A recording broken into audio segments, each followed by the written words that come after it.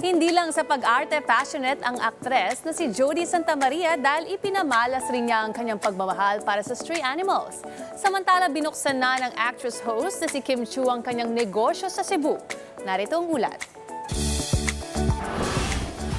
Full of gratitude ang aktres na si Kim Chiu sa pagbubukas ng kanyang kauna-unahang pop-up store ng kanyang negosyo sa Cebu.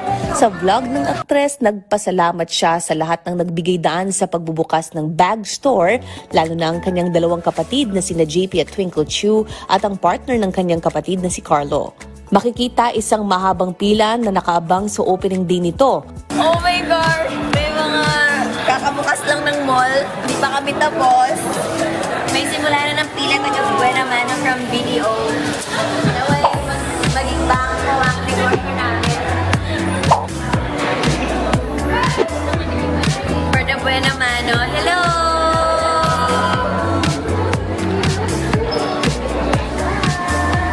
Wala. 10 pa lang guys. As in like, oh my God. Hanggang 10 pa ang mall. Sana may benta pa ako. Wow, as if tingin lang pala sila for the Bible tayo.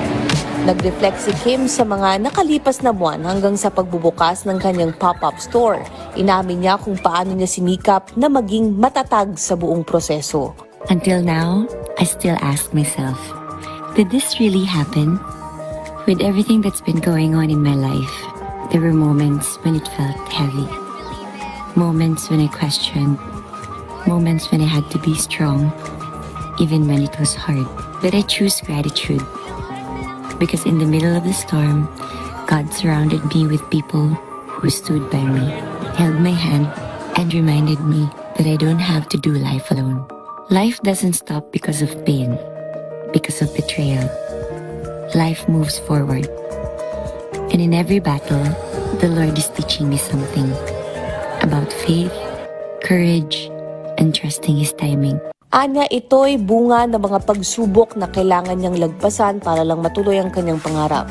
Sa vlog, pinanindigan niya na hindi niya hahayaan ang sinuman na ibaba siya. Kamakailan nagsampa ng reklamo si Kim laban sa kanyang kapatid na si Lakam Chiu matapos itong matuklasan ng mga financial discrepancies sa kanilang negosyo. But even in uncertainty, I choose to see the light. I poured my heart, my faith, and my soul into protecting this business. I stood up for it, I fought for it, and I will never let anyone put me down. This isn't just a pop-up store. This is resilience, this is answered prayer, and this is a dream I refuse to give up. And this is only the beginning. Maraming salamat for everyone who supported House of Little Bunny Philippines. Isa sa mga celebrity fur moms na si Jody Santa Maria ay may puso sa mga stray animals. Sa kanyang latest update dito, nag-adopt muli siya ng aso para sa kanyang growing fur family. Ikinuwento niya rito kung papaano niya kinupkop ang aso na pinangalanan niyang Putol. Una ay pinapanood lamang niya sa CCTV ang aso na naglalaro kasama ang mga iba pang aso at sa gabi na may natutulog ito mag-isa. Napansin din niya na may nawawalang ilang bahagi ng kanyang katawan at may sugat sa kaliwang bahagi ng kanyang muka. Nang dalhin siya nito sa loob ng bahay sa loob ng ilang araw, nakatanggap si Putol ng mga pagkain at treats.